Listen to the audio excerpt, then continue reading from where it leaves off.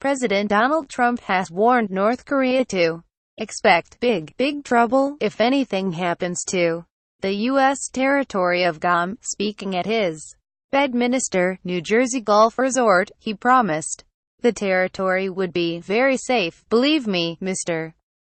Trump said the U.S. could impose further sanctions, as strong as they get, on North Korea." He later spoke to Chinese President Xi Jinping, who stressed the need for a peaceful resolution. Chinese TV said President Xi called on relevant parties to exercise restraint and avoid words and actions that would exacerbate tension, state TV reported, adding that it was in the interests of both China and the U.S. to pursue the denuclearization of the Korean Peninsula. The White House said both sides agreed North Korea must stop its provocative and escalatory behavior. "Hopefully, it will all work out," Mr.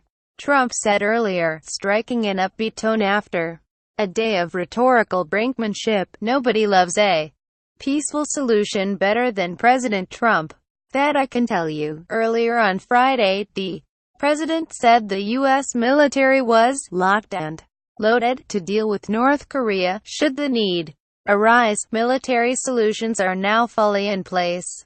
Locked and loaded, should North Korea act unwisely. "Hopefully Kim Jong-un will find another path," he tweeted. He spoke as Pyongyang accused him of driving the Korean peninsula to the brink of a nuclear war. North Korea has announced plans to fire missiles near the U.S.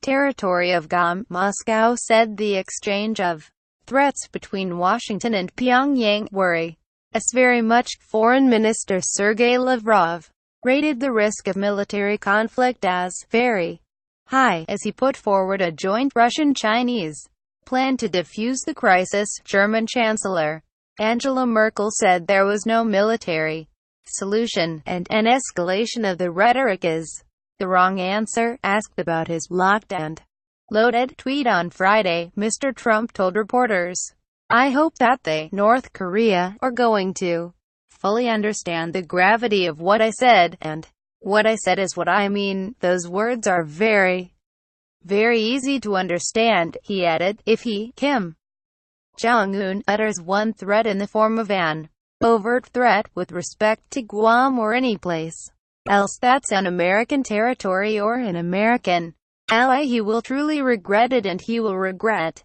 it fast." Earlier in the week, Mr. Trump threatened to rain fire and fury on Pyongyang on Friday. North Korea's official KCNA news agency accused Washington of a criminal attempt to impose nuclear disaster upon the Korean nation. Pyongyang's media outlets said America was making desperate efforts to test weapons in the Korean Peninsula. The U.S. is the mastermind of nuclear threat, the heinous nuclear war fanatic. The report said tensions have risen since North Korea tested 2 intercontinental ballistic missiles in July. The regime was further angered by last week's UN decision to increase economic sanctions against it. North Korea said it was finalizing a plan to fire medium to long-range rockets towards Guam, where U.S. strategic bombers are based, along with more than 160,000 U.S.